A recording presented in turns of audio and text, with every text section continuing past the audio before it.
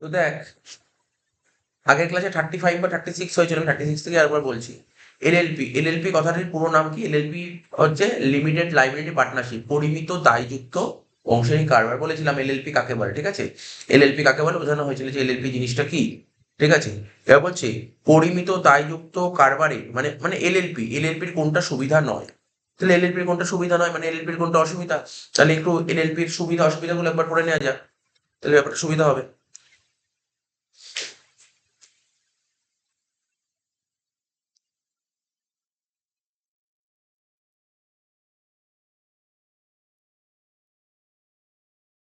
বইয়ের 71 নম্বর কথা বলবি, 71, 71, পেজ নাম্বার 71।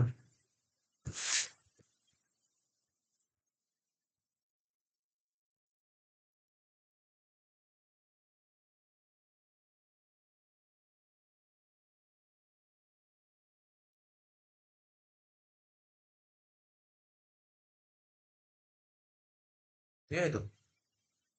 দেখ, পড়ছি প্রথমে এলএলপি, দাগ দিয়ে দিবি, বইতে বইতে দাগ দিয়ে দিবি। এলএলপি সুবিধা অসুবিধা দুটো একবারে পড়ে নি, তাহলে সুবিধা হবে। এলএলপি সুবিধা আর এলএলপি অসুবিধা। এলএলপি সুবিধা কি? এলএলপি, এলএলপি কথাতেই বোঝা যাচ্ছে লিমিটেড লাইবিলিটি পার্টনারশিপ। তার মানে এটা হচ্ছে এমন একটা পার্টনারশিপ বিজনেস যেখানে লাইবিলিটি কি থাকে? এলএলপি, এলএলপি মানে লিমিটেড। তার মানে এখানে কি থাকবে? লাইবিলিটি কি থাকবে? Limited liability. প্রথম পয়েন্ট বুঝতেই পারছি, দেখ কি লেখা, সীমাবদ্ধতা, ইংরেজিতে হচ্ছে লিমিটেড লাইবিলিটি। কি বলছে? এই বিজনেসে মানে এই পার্টনারশিপ বিজনেসে পার্টনাররা যে পরিমাণ ক্যাপিটাল ইনভেস্টমেন্ট করে তা ঠিক আছে, তাকে তার থেকে বেশি দায় দায়িত্ব বহন করতে হয়। তার মানে কি বললাম? এই যে পার্টনারশিপ বিজনেস, এই পার্টনারশিপ বিজনেসে পার্টনাররা যে পরিমাণ ক্যাপিটাল নেয় নিয়ে আসে, তার বেশি ওদের দায়িত্ব নিতে হয়। ঠিক আছে? সুতরাং অংশীদারগণের দায় দায়িত্ব বিনিয়োজিত মূলধন দ্বারা সীমাবদ্ধ থাকে। এটাই এই কারণে বলছি এটাকে সীমিত দায়। ঠিক আছে? আমরা নর্মালি যেটা পার্টনারশিপ করেছিলাম বা সোল প্রোপ্রাইটারশিপ বিজনেস করেছিলাম, ওখানে মালিকের দায় প্রচুর থাকে। কিন্তু লিমিটেড লাইবিলিটি পার্টনারশিপ হচ্ছে এমন একটা পার্টনারশিপ বিজনেস, ওরা যতটা ক্যাপিটাল নিয়ে আসে ততটা অব্দি ওরা দায়বদ্ধ, তার বেশি দায়বদ্ধ নয়। 2 নম্বর, কারবার পরিচালনা। ঠিক আছে, মানে ম্যানেজমেন্ট করবে। এই সমস্ত পার্টনারশিপ বিজনেসে বলছে যেসব অংশীদারের এরূপ কারবার মূলধন নিয়োগ করার সামর্থ্য নেই অথচ কারবার পরিচালনার দক্ষতা আছে, সেই সব অংশীদার সীমিত দায়যুক্ত অংশীদারের কাছ থেকে মূলধন সংগ্রহ করে দক্ষতার সঙ্গে কারবার পরিচালনা করতে পারে। তুমি অনেকের কাছে টাকা থাকতে নাও পারে, ঠিক আছে, কিন্তু কারবারটা বিজনেসটা ভালো করে চালাতে পারে, এইরকম ক্ষমতা আছে। টাকা নেই, ব্যবসা করার মতো টাকা নেই, কিন্তু ওর কাছে বিজনেস চালানোর মতো সেই সামর্থ্যটা আছে। তো ওরা কি করে? তাহলে সেই সমস্ত পার্টনাররা সীমিত দায়যুক্ত অংশীদার মানে এলএলপির কাছ থেকে, লিমিটেড লাইবিলিটি পার্টনারের কাছ থেকে ক্যাপিটালটা নিয়ে দক্ষতার সঙ্গে বিজনেস করতে পারে। তবে দ্রুত সিদ্ধান্ত গ্রহণ। এই কারবারে অসীমিত দায়যুক্ত অংশের সংখ্যা বেশি হয় না। ঠিক আছে তো? অসীমিত, সীমিত বলেনি কিন্তু, সীমিত না মানে সীমাহীন মানে প্রচুর। ঠিক আছে তো? বলে এই কারবারে অসীমিত দায়যুক্ত অংশের সংখ্যা বেশি হয় না। ঠিক আছে তো? ফলেই কারবার পরিচালনার জন্য দ্রুত সিদ্ধান্ত গ্রহণ করা যায়। স্থায়িত্ব দীর্ঘকাল। এই কারবারের স্থায়িত্ব সাধারণত দীর্ঘকাল হয়ে থাকে। এই রকম ব্যবসা অনেকদিন ধরে হতে পারে। ঠিক আছে? কারণ সীমিত দায়যুক্ত অংশীদারগণ তাদের ইচ্ছা অনুযায়ী কারবার থেকে মূলধন তুলে নিতে পারেন না। মানে ওরা চাইলেই, যারা লিমিটেড লাইবিলিটি পার্টনার আছে তারা চাইলেই কিন্তু যখন তুমি বিজনেস থেকে টাকা তুলে নিতে পারবে। আর কি বলে, অংশীদারের মৃত্যুতে কারবার সচল থাকে। ঠিক আছে তো? মানে এমনি পার্টনারশিপ বিজনেসে কি হয়, একজন পার্টনার যদি মারা যায় তাহলে বিজনেস বন্ধ হয়ে যেতে পারে। কিন্তু এই লিমিটেড লাইবিলিটি পার্টনারশিপ বিজনেসে যদি কোনো একজন পার্টনার মারাও যায়, বিজনেস বন্ধ হবে না। ঠিক আছে তো? তো বলে সীমিত দায়যুক্ত অংশীদারের মৃত্যু, মস্তিষ্ক বিকৃতি মানে কি বলে, পাগল, ঠিক আছে, বা দেউলিয়া মানে ধর একটু ভিখারি টাইপের যাকে বলে, হয়ে গেলে কারবার বন্ধ হয় না। কিন্তু এইগুলো যদি নর্মাল পার্টনারশিপ বিজনেসে হয় তাহলে কিন্তু বিজনেস বন্ধ হয়ে যাবে। তো বলছে এরূপ কারণ এরূপ অংশীদারগণ কারবার পরিচালনা হস্তক্ষেপ করতে পারে না। তাহলে মোটামুটি সুবিধার পয়েন্ট গুলো দেখি। এবার দেখ এখানে কোশ্চেনটা পর, তাহলে বুঝতে পারবো। এখানে বলেছে কি এলএলপির কোনটা সুবিধা নয় মানে অসুবিধা। তাহলে দেখ সীমাবদ্ধ দায় প্রথমে বললাম, এটা কি সুবিধা? এলএলপির সুবিধার মধ্যে প্রথম পয়েন্ট ছিল সীমাবদ্ধ দায়। কারবার পরিচালনা, মনে পড়ছে কারবার পরিচালনা করতে পারে। দ্রুত সিদ্ধান্ত গ্রহণ, তিনটে তো ঠিক লাগছে। তাহলে এই তিনটেই তো সুবিধা। তাহলে তাহলে সুবিধা নয় কোনটা মানে অসুবিধা কোনটা? বৃহৎ কারবার গঠনের বাধা। এবার অসুবিধাটা একবার পড়ে নে, অন্য কোশ্চেনের সঙ্গে ম্যাচ হয়ে যাবে। একবার পড়ে নে, কটা পয়েন্টে? 4টে পয়েন্টে, যে পড়ে নিতে অসুবিধা নেই। বলছে বৃহৎ কারবার গঠনের বাধা, এবার তো বললাম বড় কারবার তৈরি করতে বাধা আছে। ঠিক আছে? বলছে এলএলপি লিমিটেড লাইবিলিটি পার্টনারশিপ বিজনেসে অসীমিত দায়যুক্ত অংশীদারগণের দায়িত্বভার অত্যধিক হয়ে পড়ে। ঠিক আছে? সীমিত দায়যুক্ত অংশীদার কারবারকে কি বলে? বারবার করে বাংলার সঙ্গে ইংলিশটা ম্যাচ করাতে হবে। সীমিত দায়যুক্ত অংশীদার কারবার মানে এলএলপি। আর অসীমিত মানে দেখ, লিমিটেডকে বাংলায় বলে সীমিত। তাহলে অসীমিত কি ইংরেজিতে কি বলতে পারে? আনলিমিটেড। আনলিমিটেড। তাহলে এখানে বলছে এলএলপি বিজনেসে, ঠিক আছে, আনলিমিটেড, আনলিমিটেড মানে অসীমিত দায়যুক্ত, মানে আনলিমিটেড লাইবিলিটি পার্টনারের দায়িত্বভার অত্যধিক বেশি হয়ে পড়ে, ফলে ওরা কারবার অগ্রগতি ধীর পদক্ষেপে অগ্রসর হয়, এই জন্য বৃহৎ কারবার গঠন সম্ভব হয়। ন্যায় পরায়ণতার অভাব, সীমিত ও দায়যুক্ত অংশীদারগণের দায়িত্ব বিভিন্ন বলে এরূপ কারবার ন্যায় পরায়ণতার অভাব দেখা যায়। মানে লিমিটেড আর আনলিমিটেড দুজনের দায়িত্ব বিভিন্ন থাকে, তাই ন্যায় পরায়ণতার অভাব দেখা যায়। নিবন্ধন বাধ্যতামূলক, এই কারবার নিবন্ধন বাধ্যতামূলক, ফলে সব ক্ষেত্রে এরূপ কারবারের গোপনীয়তা রক্ষা করা সম্ভব হয়। এই বিজনেসে নিবন্ধন বাধ্যতামূলক।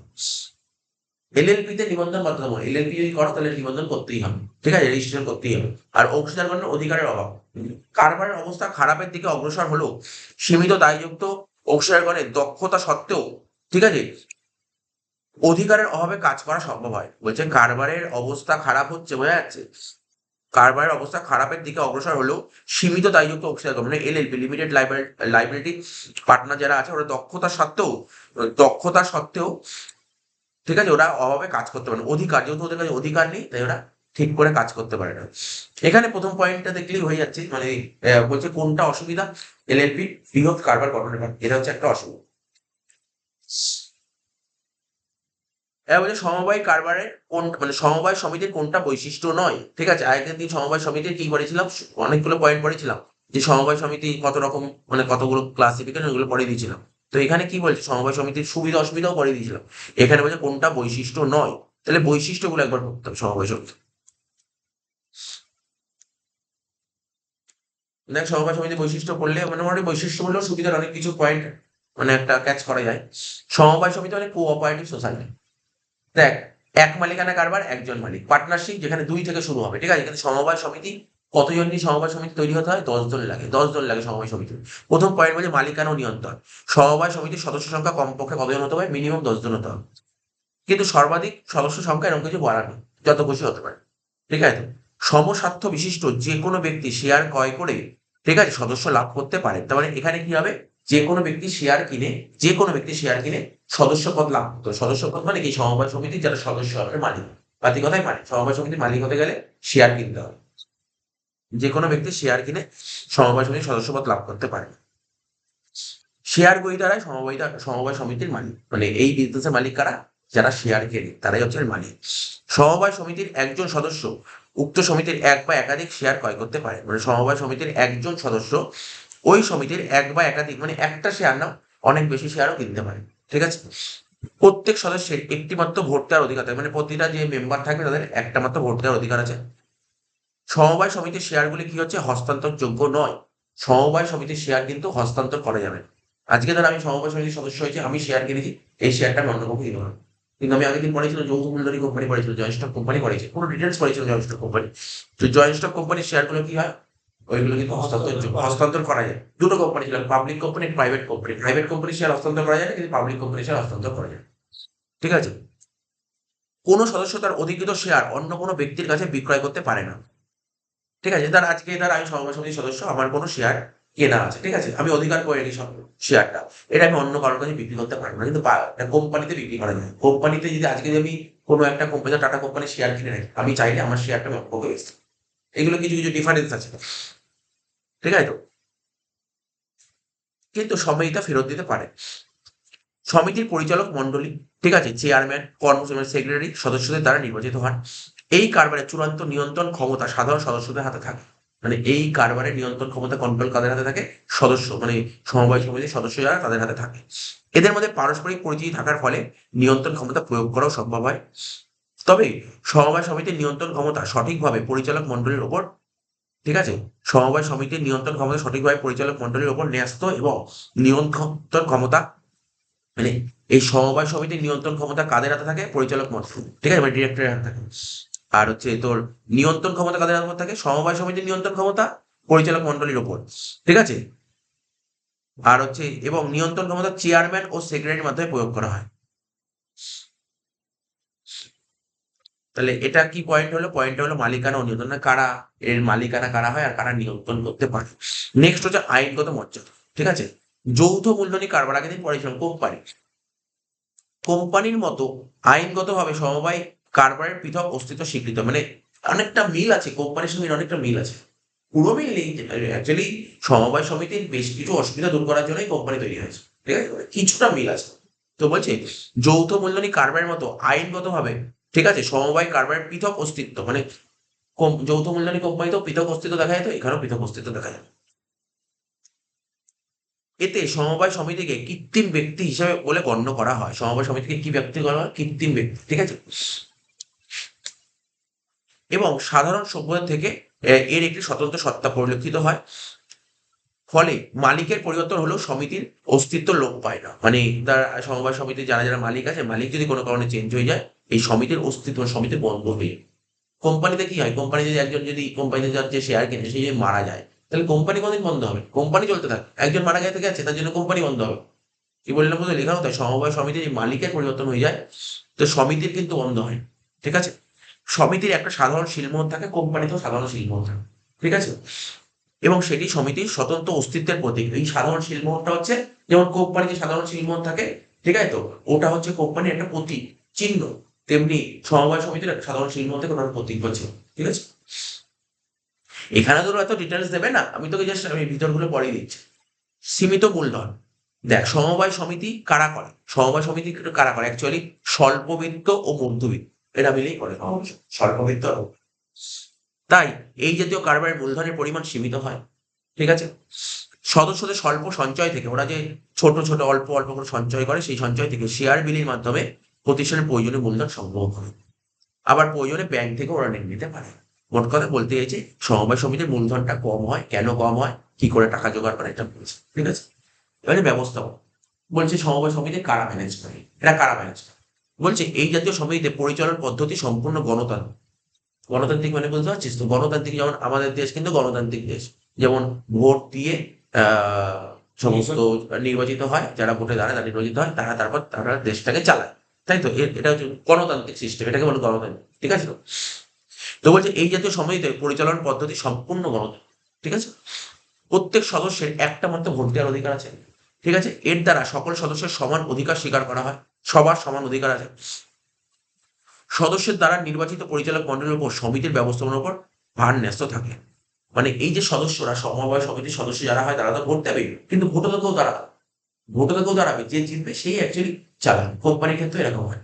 তাই বলে যে সদস্যের দ্বারা নির্বাচিত পরিচালক মন্ডলীর উপর, ঠিক আছে, তো সমিতি ব্যবস্থাপনা, মানে কোম্পানি, মানে সমবায় সমিতি চালাবে কারা? ঠিক আছে, পরিচালক মন্ডলী চালাবে, ঠিক আছে। পরিচালক মন্ডলীকে ডিরেক্টর বলে, ঠিক আছে তো? তো কোম্পানির ক্ষেত্রেও এরকম, কোম্পানির ক্ষেত্রেও কেউ ভোটে দাঁড়ায়, যারা খুব নলেজেবল, ঠিক আছে, খুব ভালো নলেজ, তারা ভোটে দাঁড়ায়। কোম্পানি যারা সদস্য থাকে, মানে শেয়ার হোল্ডার, তারা ভোট দেয়, ভোট দিয়ে জিতিয়ে দিয়েছে, সে তারপর কোম্পানিটা চলে যায়। কিন্তু এই কোম্পানি যারা শেয়ার কেনে তারা কোম্পানি চালায়, ঠিক আছে, আগের দিন বলেছিলাম। তো বলছি পরিচালক মন্ডলী আবার নিজেদের মধ্যে থেকে চেয়ারম্যান এবং কর্মসূচি নিয়োগ, তাহলে পরিচালক মন্ডলী নির্বাচন করবে চেয়ারম্যান আর কর্মসূচি, ঠিক আছে, ও এইগুলো নিয়োগ করে। মানে সমবায় সমিতি যারা সদস্য তারা পরিচালক মন্ডলী চুজ করবে, আর পরিচালক মন্ডলী আর দুজনকে চুজ করবে, কি কি? একটা চেয়ারম্যান আর একটা কর্মসূচি।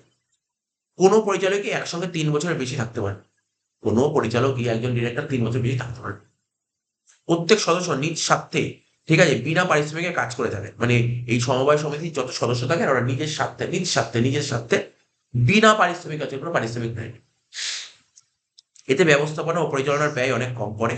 এতে পরিচালক সমিতির পুরনো সদস্যদের, ঠিক আছে, ১/৩ প্রতি বছর বাধ্যতামূলকভাবে অবসর গ্রহণ করে। বলছে এখানে পরিচালক সমিতির পুরনো সদস্যদের ১/৩ মানে 1/3, ঠিক আছে, প্রতি বছর বাধ্যতামূলকভাবে রিটায়ার। মানে পরিচালন সমিতি যারা পরিচালনা করছে তাদের যতজন সদস্য আছে না, পুরনো, আস্তে আস্তে তো পুরনো হতে থাকে, যত পুরনো সদস্য থাকে তার 1/3 প্রতি বছর করে রিটায়ার, 1/3। তারপর কি বলছে? স্থায়িত্ব চিরন্তন। সমবায় সমিতির আইনগত পৃথক অস্তিত্ব স্বীকৃত হয়, এর অস্তিত্ব চিরন্তন, মানে বলতে যে সমবায় সমিতি কি বলতো? চিরস্থায়ী, চিরস্থায়ী। মানে এরকম না যে অন্যান্য বিজনেস বলে আমি 10 বছর বিজনেস করবো, 10 বছর স্থায়ী না, এরকম না, চিরস্থায়ী, চিরস্থায়ী, ঠিক আছে। বলছে এর অস্তিত্ব চিরস্থায়ী, কোম্পানির অস্তিত্ব চিরস্থায়ী, কোম্পানি কোনোদিন বন্ধ হবে, জীবনে কোনোদিন কোম্পানি বন্ধ হবে না, চিরস্থায়ী, এটাকে বলে চিরস্থায়ী, ঠিক আছে। কোনো সদস্য দেউলিয়া হলে, মানে দেউলিয়া মানে কি, দেউলিয়াকে ইংরেজি বলে ইনসলভেন্ট, মানে ভিখারি। কোনো সদস্য, কোনো মেম্বার যদি ভিখারি হয়ে যায়, বা কোনো মেম্বার যদি ত্যাগ করে, ধর কোনো মেম্বার আমার থাকতে ইচ্ছা করে বেরিয়ে যায়, ঠিক আছে, বা কোনো মেম্বারের যদি মৃত্যু হয়ে যায়, মরে যায়, ঠিক আছে, তাহলেও কিন্তু এর স্থায়িত্বের কোনো পরিবর্তন হয় না। কিন্তু তার একজন, তার এক মালিকানা কারবারের মালিক, বিজনেস মালিক যদি ভিখারি হয়ে দেউলিয়া হয়ে যদি ব্যবসা বন্ধ করে দেয়, ঠিক আছে, ও যদি ব্যবসা করতে ইচ্ছা না করে ব্যবসা বন্ধ করে দেয়, ও যদি মারা যায় ব্যবসা বন্ধ হয়ে যাবে। পার্টনারশিপ বিজনেসেও তাই হয়, এলএলপি না, নর্মাল পার্টনারশিপ তাই হয়। কিন্তু কোম্পানি বল, এলএলপি বল, তারপর কি বললাম সমবায় সমিতি বল, এরকম হয় না, এখানে এরকম হয় না। কারণ ওখানে একজন বলেন, এখানে কতজন লোকের স্বার্থ জড়িয়ে আছে, ঠিক আছে, একজনের কিছু হলে কখনো ব্যবসা বন্ধ হয় না, ঠিক আছে তো। অর্থাৎ এর অস্তিত্বের বিলুপ্তি ঘটে না আইনের সাহায্যে। তাহলে কি বুঝতে পারলি যে এর অস্তিত্ব কখনো, এর চিরস্থায়ী অস্তিত্ব। মোট কথা এখান থেকে আমি পড়তে পারলাম যে এরা চিরস্থায়ী অস্তিত্ব। হ্যাঁ, তবে তাহলে স্যার কোম্পানি সমবায় সমিতি কখন বন্ধ হতে পারে? এই সমবায় সমিতি কারা তৈরি করে? আইন তৈরি করে। কারা তৈরি করে? আইন তৈরি করে। আর কারা এদেরকে মারতে পারে? আইনই এদের মারতে পারে। কোম্পানি কারা তৈরি করে? আইন তৈরি করে। কোম্পানিকে মারতে পারে কি? আইনই মারতে পারে। মানে কোম্পানি তৈরি করে, কোম্পানি জন্ম দেয় আইন। আর কোম্পানি মৃত্যু ঘটাতে পারে আইন। আইনই পারে সব। এছাড়া কেউ কোনো মানুষ করতে পারবে না। তো এখানে লিখেছে ভালো করে পড়। আইনের সাহায্যে এই জাতীয় সংগঠন গড়ে ওঠে, তাই আইনের মাধ্যমে এর বিলুপ্তি ঘটতে পারে। বিলুপ্তি মানে বিনাশ, ঠিক আছে, মৃত্যু। ফলে এর স্থায়িত্ব চিরন্তন। ঝুঁকি এবং দায় বেশি। সীমাহীন দায়ে সমবায় সমিতির ঝুঁকি ও দায় বেশি থাকার কারণে। আচ্ছা, এখানে প্রচুর দায় আছে, ঠিক আছে, কিন্তু ভালো করে একটা একটা ডিফারেন্স করে নিতে হবে। কোম্পানির দায় কেমন বলতো? কোম্পানির লিমিটেড দায়। কোম্পানির দায় লিমিটেড। কোম্পানির সীমিত দায়। আজকে ধর আমি টাটা কোম্পানির 1,00,000 টাকা ইনভেস্ট করলো টাটা কোম্পানি। আমি তো টাটা কোম্পানির মালিক হয়ে গেলাম। আমি 1,00,000 টাকার মালিক। আমার দায় কত? 1,00,000 টাকা। এর চেয়ে বেশি আমার দায় নেই। ঠিক আছে? কোম্পানির ক্ষেত্রে এটা নেই। এলএলপি তেও এটাই বললাম। বিনিয়োজিত মূলধন দ্বারা সীমিত। তুমি যত টাকা মূলধন ইনভেস্ট করো ততটাই তোমার দায়। তার বেশি দায় নেই। লিমিটেড লাইবিলিটি পার্টনার বল বা কোম্পানিতে বল। কিন্তু সমবায় সমিতি কি বলছে? না স্যার, এর দায় তো লিমিটেড বলেনি, সীমিত বলেনি, সীমাহীন দায়। মানে কি? বুঝতে পারছো? বলছে সীমাহীন দায় সমবায় সমিতির ঝুঁকি ও দায় বেশি। এখানে প্রচুর দায়। সমবায় সমিতির দায় প্রচুর। ঠিক আছে তো? বর্তমানে সীমাবদ্ধ দায়ের ভিত্তিতে সমবায় সমিতি গঠিত হচ্ছে। সাধারণত গ্রামীণ সমবায় ঋণদান সমিতির সদস্যদের দায় সীমাহীন হয়। কি বলেছে? গ্রামীণ সমবায় মানে গ্রামীণ ঋণদান সমবায় সমিতি। ঠিক আছে? এদের দায়টা প্রচুর হয়। সুতরাং সীমাবদ্ধ দায়িত্বের ক্ষেত্রে সমিতির দেনার জন্য সদস্যরা ব্যক্তিগতভাবে দায়ী থাকেন না। মুনাফার সত্যবাদ। সমবায় সমিতি মুনাফা অর্জনের উদ্দেশ্যে গঠিত হয় না। সমবায় সমিতি দেখ, এক মালিকানা কারবার মুনাফা করার জন্য গঠিত। পার্টনারশিপ বিজনেস মুনাফার জন্য গঠিত। কোম্পানি, টাটা কোম্পানি ও কি সমাজসেবা করতে এসছে? না, মুনাফা করতে এসেছে। রিলায়েন্স সমাজসেবা করতে এসছে? না স্যার, মুনাফা করতে এসছে। এটা সব মুনাফার জন্য গঠিত। কিন্তু সমবায় সমিতি মুনাফার জন্য গঠিত হয়। ঠিক আছে? এ আমাদেরকে জনগণকে সেবা। আমি আগের দিন বলেছি সমবায় সমিতি কাকে বলে। ওরা কি করে যে এই সমস্ত কত রকমের মানে বিজনেসম্যান আছে, ওদের হাত থেকে বাঁচানোর জন্য, সাধারণ গরিব মানুষকে বাঁচানোর জন্য সমবায় সমিতি করা হয়। যাতে কম দামে ওদের থেকে জিনিসটা কিনতে না হয়। ওরা কি করে? ওরা যারা জিনিসটা তৈরি করে বা যারা মহাজন, ওদের থেকে একবারে মাল কিনে নিয়ে ওদেরকে বিক্রি করে, সাধারণ মানুষকে বিক্রি করে। সমবায় সমিতি। ঠিক আছে? এরা কিন্তু মুনাফা অর্জনের উদ্দেশ্যে এরা মানে টাকা নেবে, কিন্তু অনেকটা কম টাকা নেয়। অনেকটা কম নেয়। ঠিক আছে? হ্যাঁ, এমন না যে ওদের থেকে গাঁঠির থেকে লস করে দিচ্ছে, সেরকম না। মানে মোটামুটি অনেকে বিজনেসম্যানরা কি করে? প্রচুর প্রফিট করে সেই জায়গাটা রাখে না। ঠিক আছে? তো এখানে বলেছি সমবায় সমিতি মুনাফা অর্জনের উদ্দেশ্যে গঠিত হয় না। সদস্যদের সেবা সরবরাহ করা এবং তাদের অর্থনৈতিক অভাব মেটানোই এর মূল উদ্দেশ্য। তবে অ্যাকচুয়ালি দেখা যায় সমবায় সমিতিতে পুরো কাজ কিসে হয় জানিস? পুরো নগদে ট্রানজাকশন। নগদে হয়, ক্যাশে। ঠিক আছে? তথাপি সমিতির সাধারণ কাজ কারবারের দ্বারা যে মুনাফা অর্জন করা হয়, দেখ কিছু তো মুনাফা করতেই হবে। কিছু মুনাফা না করলে ওখানে যারা কাজ করে তাদের টাকা পয়সা দেবে কে? কিছু তো মুনাফা করবে। কিছু মুনাফা করবে, হ্যাঁ। ওই যে বললাম, মানে প্রচুর টাকা কামাবো এরকম জিনিসটা করে না। ঠিক আছে? তারা বলছে তার 1/4 বলছে কি বলছে? সমবায় সমিতি কাজ কারবার দ্বারা, মানে সমবায় সমিতি যত টাকা মুনাফা অর্জন করা হয় তার 1/4 মানে 1/4, যত টাকা মুনাফা করে তার 1/4 সমিতির সংরক্ষিত তহবিলে জমা রাখতে হয়। মানে ধরো ওরা 1,00,000 টাকা প্রফিট করলে বলছে, তার 1/4 মানে কত? 25,000 টাকা ওদের একটা ফান্ডে রেখে দেবে। মানে 1,00,000 টাকার 1/4 মানে 25,000 টাকা ফান্ডে রাখবে, বাকি 75,000 টাকা। বাকি 75,000 টাকা কি করবে? অবশিষ্ট টাকা ওই মূলধনের অনুপাতে যতজন সদস্য হয় ততজন ভাগ। মানে বুঝলি, পুরো টাকা নিয়ে গেল না। মুনাফার 1/10 মানে যত টাকা মুনাফা করলে 1,00,000 টাকা, 1,00,000 টাকার 1/10 মানে কত? 10,000 টাকা। 10,000 টাকা কি করবে? জনকল্যাণ কাজে খুঁজছে, পাবলিক ওয়েলফেয়ার। ঠিক আছে? তো বুঝতে পারলি তো বৈশিষ্ট্যটা কিছু পড়া থাকলে কি সুবিধা হয়। বলছে এর মধ্যে কোনটা বৈশিষ্ট্য তোরা বুঝতে পারবি। মালিকানা ও নিয়ন্ত্রণ পড়েছিলাম, প্রথম পয়েন্টই ছিল মালিকানা ও নিয়ন্ত্রণ। তারপর কি ছিল, আইনগত মর্যাদা আছে, ঠিক আছে, এর সীমিত মূলধন, তিনটেই বললাম না। কিন্তু সমবায় সমিতির নিবন্ধন কি, বল কোনটা বৈশিষ্ট্য নয়, নিবন্ধন সব। দেখ, আমি তোকে বলে দিচ্ছি কোম্পানির নিবন্ধন বাধ্যতামূলক, কিন্তু সমবায় সমিতির নিবন্ধন বাধ্যতামূলক নাকি বৈশিষ্ট্যটা একটা জায়গায় লিখেছি, নিবন্ধন কথা কিছু বলেছে, কিচ্ছু বলে নিবন্ধন বাধ্যতামূলক। নেক্সট, কোনটি ঘরোয়া কোম্পানি বৈশিষ্ট্য নয়। আগের দিন পড়িয়েছিলাম ঘরোয়া কোম্পানি বৈশিষ্ট্য, ঠিক আছে, ঘরোয়া কোম্পানি তো পড়িয়েছিলাম। তো ঘরোয়া কোম্পানির সুবিধা অসুবিধা পড়িয়েছিলাম না, এখানে বৈশিষ্ট্যটা দেখে নিচ্ছি। ওই সুবিধা অসুবিধা পড়লেই বৈশিষ্ট্য জানা হয়ে যাবে।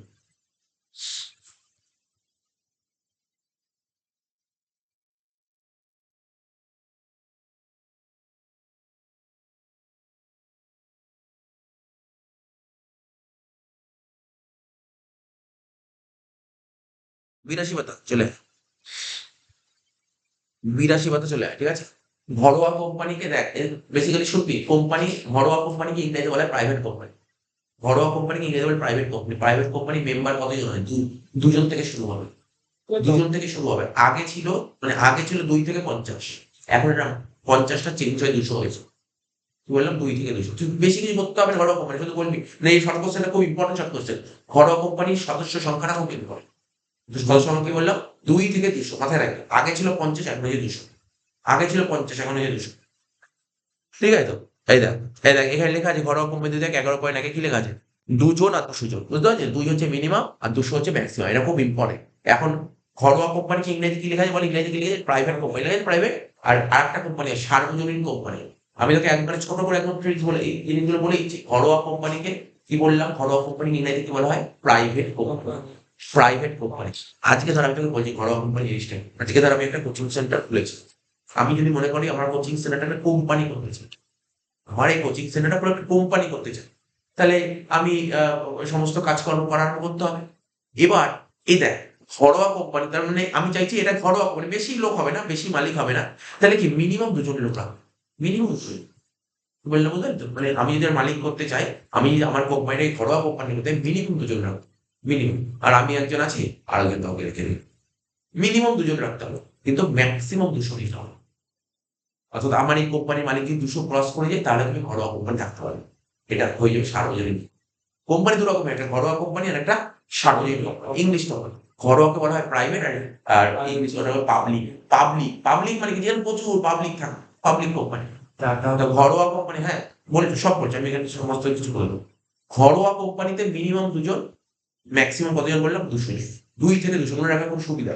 আর প্রাইভেট কোম্পানিতে, সরি, প্রাইভেটই বললাম। আর পাবলিক কোম্পানিতে কি হবে, পাবলিক যেখানে অনেক হবে, বুঝতেই পারছিস। স্যার পাবলিক কোম্পানির মেম্বার কতজন হবে, এখন তুই আমাকে বলিস স্যার টাটা কোম্পানি কি ধরনের কোম্পানি, পাবলিক কোম্পানি।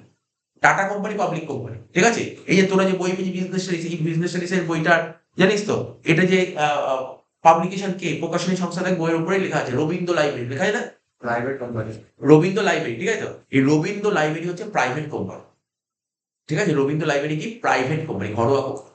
বোঝা গেল কি বললি, রবীন্দ্র লাইব্রেরি কি বললাম, প্রাইভেট। তোকে বলতে পারে একটা প্রাইভেট কোম্পানি উদাহরণ দাও, রবীন্দ্র লাইব্রেরি, তাহলে বুঝতে পারলি তো। আর প্রাইভেট লিমিটেড, কোনো কোম্পানি প্রাইভেট লিমিটেড হয় না, সেই কোম্পানির নামের পাশে লেখা থাকে পিভিটি লিমিটেড। কি বললাম বুঝতে পারলি, প্রাইভেট লিমিটেড। সাপোজ ধর আমি ধর আমার কোচিং সেন্টারটাকে কি বললাম, ঘরোয়া কোম্পানি, তাহলে লিখে থাকে বলতো কোচিং থেকে কমার্স গাইড প্রাইভেট লিমিটেড। বুঝতে পারলি, নামের শেষে কোম্পানি, মানে আমার যে সেন্টার, সেন্টারের নামের শেষে প্রাইভেট লিমিটেড। আর যে তোর কোনো ব্যবসা আছে, তোর কোনো ব্যবসা চালু থাকতেই পারে, তুই ওটাকে মনে করতে এই কোম্পানি করছিস, করতেই পারিস, প্রাইভেট লিমিটেড করতেও পারিস, আবার তুই পাবলিকও করতে পারিস। ঠিক আছে, যে কোনো কিছু করতে পারি, সেটা কিন্তু ডিপেন্ড করে, অনেক কিছু প্রসিডিওর ফলো করে করতে হয়, ঠিক আছে, অনেক কিছু রুলস এন্ড রেগুলেশন আছে। তো কি বললাম বুঝতে পারলি ব্যাপারটা। আর কি বললাম, ঘরোয়া কোম্পানি, ঘরোয়া কোম্পানির শেয়ার আমি কাউকে হস্তান্তর করতে, আমি পড়বো, দেখ এখানে লেখা আছে, বলছে এখানে কি বলছে, বলছে 2 জন আর 200 জন, তাই তো, বলছে শেয়ার হোল্ডার। এখানে দেখ তুই বই, এখানে দেখ এই যে লেখা আছে শেয়ার হস্তান্তর যোগ্য নয়, তাহলে ঘরোয়া কোম্পানির শেয়ার কিন্তু হস্তান্তর করা যায় না, ওই সমবায় সমিতির মতো। ঘরোয়া কোম্পানির শেয়ার হস্তান্তর করা যায় না, কিন্তু সার্বজনীন কোম্পানির শেয়ার কি করা যায়, হস্তান্তর করা যায়। তুই পার্থক্যটা হয়ে গেল, ঘরোয়া কোম্পানির শেয়ার কি বললাম, হস্তান্তর করা যায় না, মানে ট্রান্সফার করা যায় না। আজকে ধর আমি ধর ঘরোয়া কোম্পানি, ধর একটা একটা ধর আমার কোচিং সেন্টারের শেয়ার আমি কিনেছি, শেয়ার আমি তোকে দিতে পারি, ওই শেয়ার আমি দিতেই পারবো না। কিন্তু পাবলিক কোম্পানি আমি দিতে পারবো। বললাম বুঝতে পারলি, মনে রাখতে হবে এগুলো, ঠিক আছে। আচ্ছা, ঘরোয়া কোম্পানিতে কি হয় জানিস তো? ঘরোয়া company prospectus, what is prospectus? Prospectus জানিস না, যে স্কুল বা কলেজে ভর্তি হতে গেলে তার একটা প্রসপেক্টাস দেয়, বিবরণী পত্র দেয়, যে স্কুলের ভালো মন্দ, স্কুলের কি মানে স্কুল কি অ্যাচিভ করেছে জীবনে, ঠিক আছে তো, স্কুলের রেজাল্ট কেমন হয়, তো ওরা সমস্ত স্কুল সম্পর্কিত সমস্ত কিছু লেখা থাকে, একটা বই থাকে স্কুল সম্পর্কে, ঠিক আছে, ছোট একটা পাতলা বই না। বা একটা ধর কোনো একটা স্টুডেন্ট কোনো কলেজে ভর্তি হবে, তার যদি প্রসপেক্টাস না পায়, তাহলে কেন ওই কলেজে ভর্তি হবে? প্রসপেক্টাস দেখতে হবে তাকে, যে এই কলেজ কি, এই কলেজে ফ্যাকাল্টি কি আছে, এই কলেজে প্লেসমেন্ট কেমন হয়, এইগুলো দেখেছো, এটাকে প্রসপেক্টাস বলে। তেমনি কোম্পানিরও একটা প্রসপেক্টাস থাকে, কোম্পানির প্রসপেক্টাস থাকে। তো বলছি, এই ঘরোয়া কোম্পানি প্রসপেক্টাস মানে বিবরণী তথ্য প্রকাশ করতে পারে না, কিন্তু বিবরণী তথ্য কে প্রকাশ করতে পারে? সামনে। তো দুটো পার্থক্য পেয়ে গেলে, খুব ইম্পর্টেন্ট কথা বললাম, ইম্পর্টেন্ট কথা এগুলো, এমসিকিউ জন্য ভেরি ভেরি ইম্পর্টেন্ট, ঠিক আছে। আচ্ছা, এইসব কোম্পানি নিবন্ধন হওয়ার পর মানে রেজিস্ট্রেশন হওয়ার পরে কাজ শুরু করতে পারবে। কি বললাম? ঘরোয়া কোম্পানি রেজিস্ট্রেশন হলেই কাজ শুরু করতে পারে, কিন্তু সার্বজনীন কোম্পানি রেজিস্ট্রেশন হলেই কাজ শুরু করতে পারবে। রেজিস্ট্রেশন হওয়ার পর অনুমতিপত্র পেতে হবে রেজিস্ট্রারের কাছ থেকে, তারপর কাজ শুরু করতে হবে। তো তিনটে পার্থক্য, খুব ইম্পর্টেন্ট পার্থক্য বলে, এগুলো খুব মনে রাখতে হবে। তিনটে কি চারটে বললাম, নাম্বারটাও বললাম, এইগুলো খুব ইম্পর্টেন্ট, কারণ যে কোনো কিছু এমসিকিউ দিতে পারে চারটে পাঁচটা করে। তাহলে বুঝতে পারলি তো? এবার তুই নিজেই দেখ, ঘরোয়া কোম্পানির বৈশিষ্ট্য পড়া আর না পড়া এমনি নিজে রিডিং মারলে হয়ে যাবে। সদস্য সংখ্যা বলার দরকার নেই। তারপর কি বলে, বিবরণপত্র প্রকাশ নিষেধ বলে দিলাম।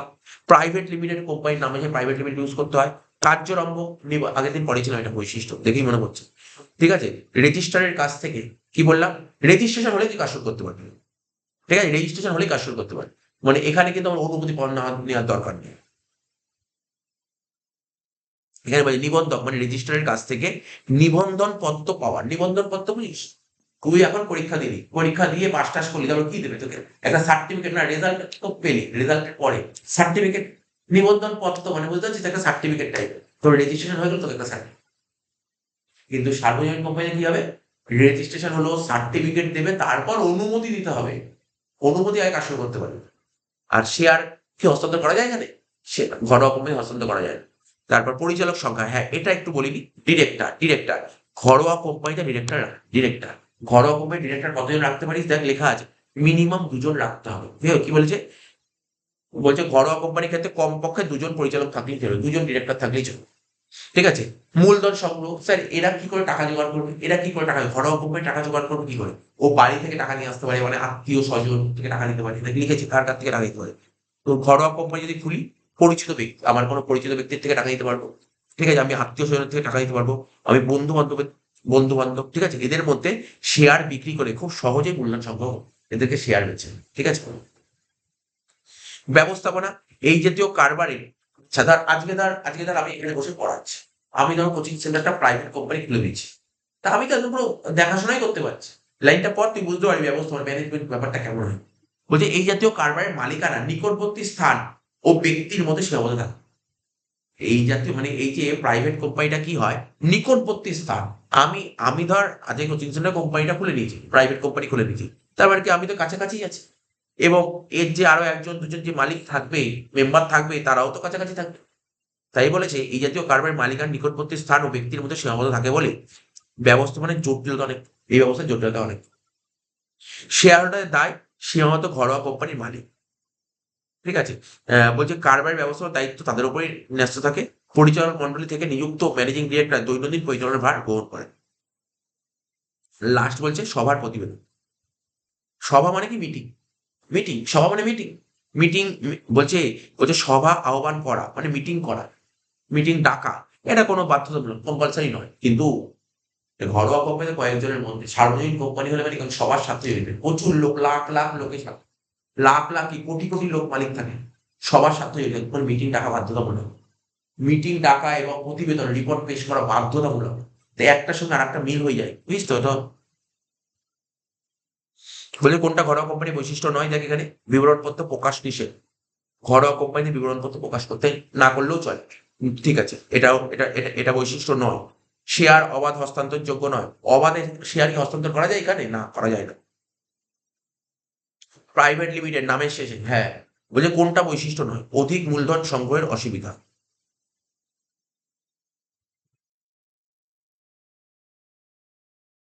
হবে, অধিক মূলধন সংগ্রহের অসুবিধা। মানে এখানে অসুবিধাটা কি জানিস তো? প্রচুর টাকা জোগাড় করা যায়। প্রচুর টাকা জোগাড় করতে গেলে তোমাকে পাবলিক কোম্পানি, সার্বজনীন কোম্পানি কোনটা সুবিধা নয়? দেখ, সার্বজনীন কোম্পানি কোনো সুবিধা নেই। সার্বজনীন কোম্পানির সুবিধাগুলো জাস্ট একবার পড়ে নিতে হবে। ঘরোয়া কোম্পানির সুবিধা অসুবিধা আগের দিন পড়ে দিয়েছিলাম। সার্বজনীন কোম্পানির সুবিধাটা দেখি কি বলেছে, জাস্ট উপর দিয়ে পড়বো। সার্বজনীন কোম্পানি মানে পাবলিক কোম্পানি। এর সুবিধা কি? প্রথমে স্থায়িত্ব বেশি, ঠিক আছে? এই কারবারে প্রচুর দিন স্থায়িত্ব দেয়, দীর্ঘস্থায়ী, মানে তুই যতদিন চাস ততদিন করতে পারবি, ঠিক আছে? ওই যে কিছুক্ষণ আগে বললাম সমবায় সমিতি পড়ার সময়, এর স্থায়িত্বটা কি?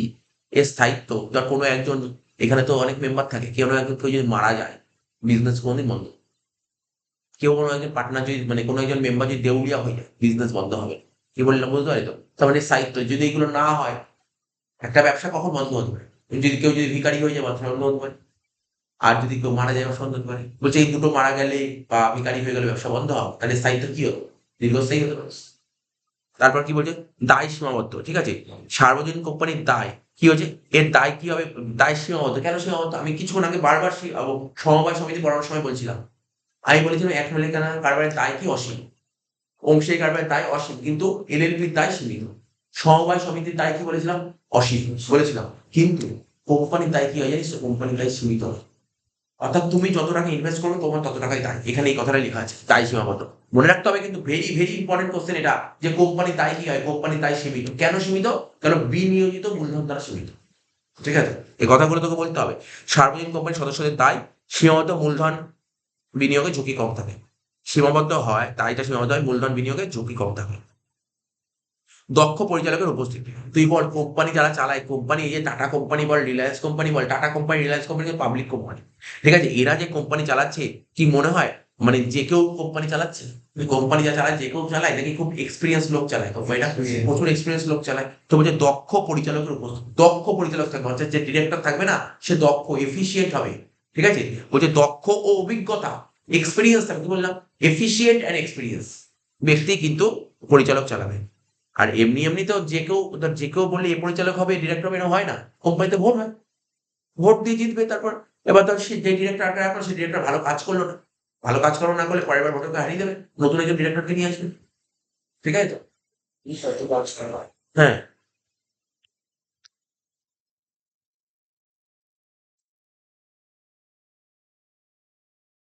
সহজে পুঁজি সংগ্রহ, এই জাতীয় কারবার শেয়ার হস্তান্তর সহজসাধ্য। প্রাইভেট কোম্পানিতে শেয়ার হস্তান্তর করা যায় না, কিন্তু পাবলিক কোম্পানিতে শেয়ার হস্তান্তর করা যায়। আজকে আমাদের টাটা কোম্পানির শেয়ার আছে, আজকে আমার শেয়ার আছে, হুট করে দেখলাম কালকে শেয়ারের দাম বেড়ে গেল, পরশু শেয়ার ছিল, করতেই পারি আমি। ধর আজকে আমার টাটা কোম্পানি, ধর আমার 1000খানা শেয়ার কেনা আছে, 1000খানা শেয়ার আছে। এবার শেয়ারের দাম কি হয়? প্রতিদিন তো বাড়তে থাকে, আপ এন্ড ডাউন করতে থাকে শেয়ারের দাম। এবার দেখলাম শেয়ারের দাম হুট করে বেড়ে গেছে, 1 বছর পর দেখলাম অনেক দাম হয়ে গেছে।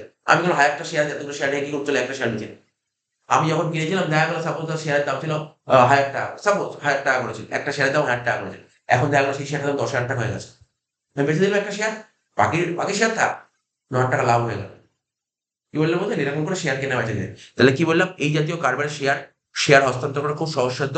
আর অবাধ হস্তান্তর, অবাধ মানে কোনো বাধা নেই। এই এই মানে এই মানে কি বললাম, এই কোম্পানিতে শেয়ারটা খুব, শেয়ার হস্তান্তরে কোনো বাধা নেই। তো যেহেতু বাধা নেই, মানে বলছে অবাধ হস্তান্তর সম্ভব বলে বিনিয়োগে ইচ্ছুক, অর্থাৎ যারা বিনিয়োগ করতে চায় এরকম ব্যক্তিগণ এই জাতীয় কারবারে অর্থ বিনিয়োগ করতে দ্বিধাবোধ করে না। ফলে পুঁজি সংগ্রহ সহজ হয়। অনেকে কোম্পানি কেন খোলে জানিস? তাই তো বলছি। অনেকে কি হয় বলতো, অনেকের কাছে তোর টাকা প্রচুর আছে, কোম্পানি মানে বিজনেস করার মতো সামর্থ্য নেই, মানে বিজনেসের বুদ্ধি নেই, বিজনেস করতে পারে না। ও কি করবে? ওরও তো বিজনেস করতে, ও কি করে? ও তখন কোম্পানিতে টাকা ইনভেস্ট করে দেয়, কোম্পানিতে টাকা দিয়ে দেয়। বললাম বুঝতে পারলি? আজকে তার কোনো একজন পার্সোনাল টাকা আছে, কিন্তু ওর বিজনেস মেন্টালিটি নেই, বিজনেস করতে পারবে না।